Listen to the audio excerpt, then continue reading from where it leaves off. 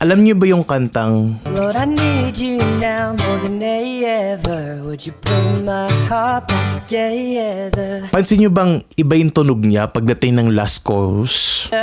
Jesus, oh Lord, I need you now more than ever. Would you put my heart back together? Yan yung tinatawag nating transposition. So sa unang chorus, nasa key of G tayo. Oh Lord, I need you now more than ever. Would you put my heart back together? Pagdating ng last chorus, umangat siya ng half step from G to G sharp. Oh Lord, I need you now more than ever. Would you put my heart back together? Usually, naglalagay tayo ng transposition sa dulo ng isang kanta para magdagdag ng energy sa isang song. Kapag may transposition sa isang kanta, Nagdadagdag